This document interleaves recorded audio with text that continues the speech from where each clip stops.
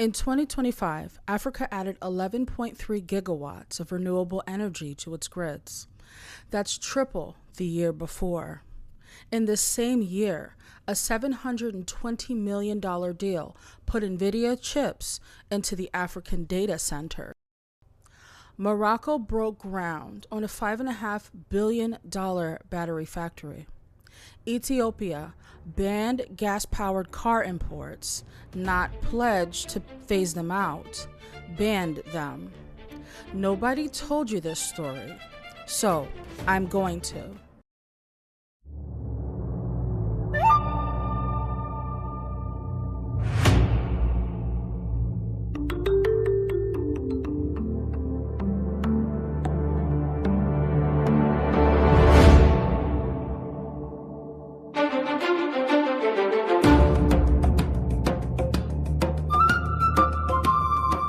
Welcome to Mbuni. I'm Jennifer, and this is a show about Africa entering the modern age.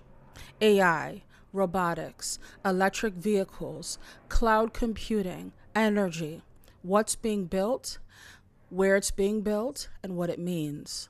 This is episode 1, which means before we get into the news, you need to know what this show is, why it's called Mbuni, and why I think the story you've been told about Africa is 30 years out of date. Let's start with the name. Mbuni is Swahili for ostrich. And I want you to think about an ostrich for a second. Really think about it, because everything this show believes in is in that bird. An ostrich is a bird that cannot fly. Every other bird took flight, but the ostrich couldn't. And if you stop the story there, you would call it a failure. But the ostrich didn't stop there. It became the fastest two-legged animal on the planet. 43 miles an hour.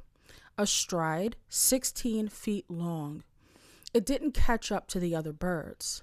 It found a completely different lane and became untouchable in it. It took a different path. Now, you've also heard about the other ostrich story. Head in the sand, hiding from reality. Here's the thing. It's a myth. Ostriches do not bury their heads in the sand.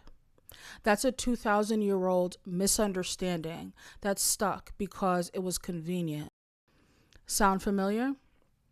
The African story that most people carry around behind, hiding, waiting for rescue. A convenient story. 2 generations out of date. That says more about who's telling the story versus what's actually happening on the ground. This show is a correction. The ostrich was never hiding. It was running. So here's the thesis of the show, and I'll say it plainly. Africa is not catching up to the modern world. Africa is building a modern home on its own terms. And the difference between these 2 sentences is everything. Catching up means it's following the same path that everyone else took. Landlines and then cell phones.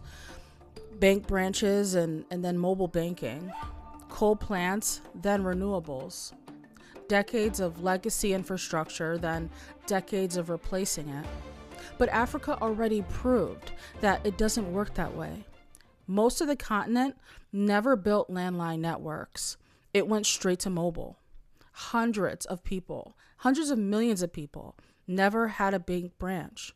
They got M-Pesa and mobile money instead, and leapfrogged into a financial system parts of the West still doesn't have. That's an ostrich move. And right now, the same leapfrog is happening across every system that defines the modern age. That's not just my opinion. The UN's Economic Commission for Africa said, almost word for word this year, AI, machine learning, renewable energy, advanced robotics are Africa's opportunity to leapfrog traditional development pathways entirely. Their projection for the continent's growth in 2026, 4.3%, faster than most of the developed world. And there's a master plan behind it. And almost nobody outside of policy circles knows it exists. It's called Agenda 2063, the African Union's 50-year blueprint to make Africa a global powerhouse. And in 2024, the AU adopted a continental AI strategy as part of it. 50 plus countries signing on to a shared playbook for artificial intelligence. By 2025, they declared AI a top priority for development in the entire continent. We're going to come back to Agenda 2063 a lot on this show. Almost every story we cover plugs into it somewhere. Okay, big vision, fine. But this show is not just vibes. It shows receipts. So let's give you a tour of what's physically under construction right now. And I mean concrete, steel, and silicon. Compute. The modern age runs on data centers, and Africa is in build-out.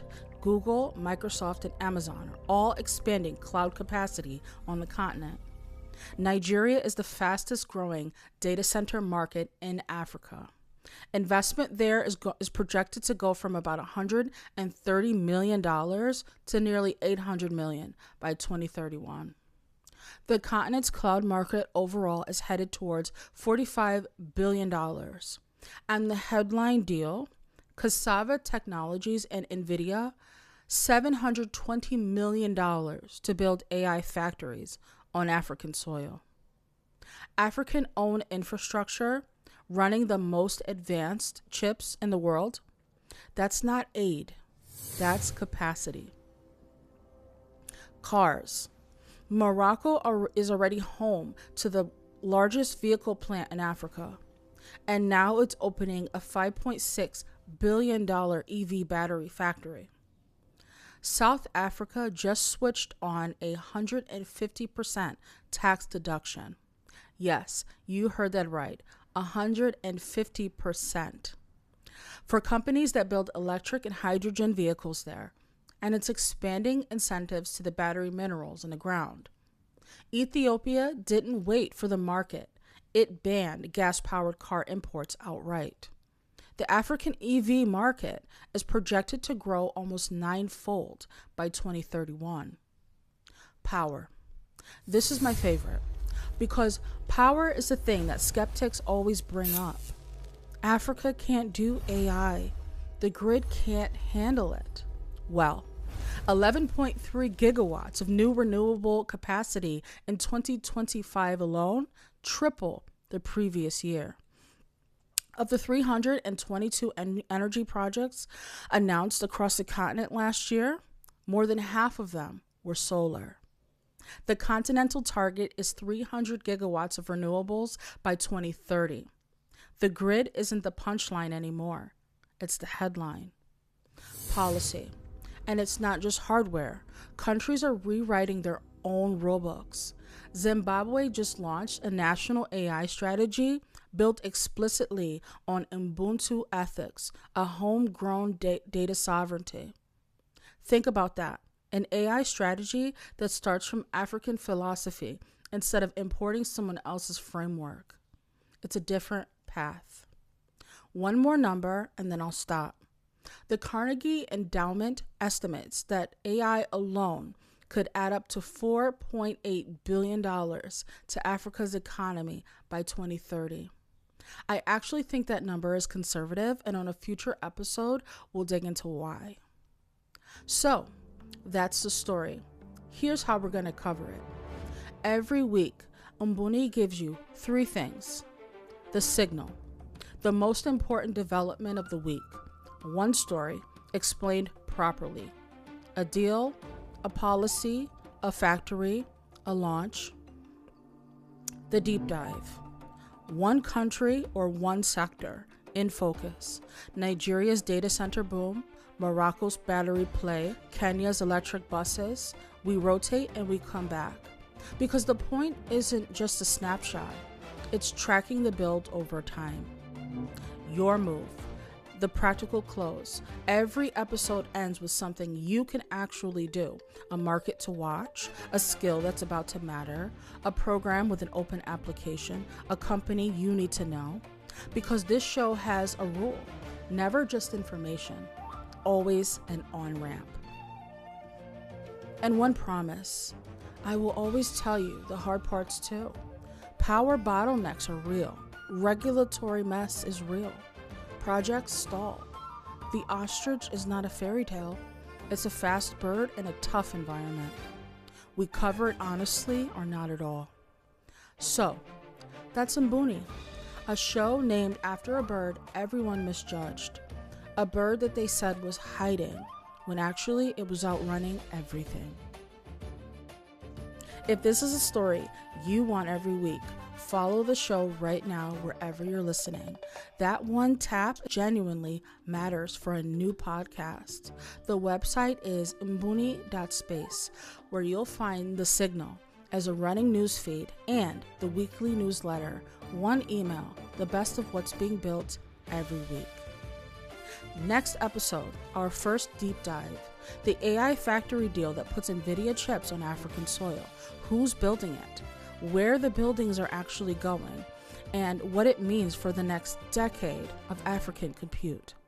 I'm Jennifer, and this is Mbuni, Africa in the Modern Age.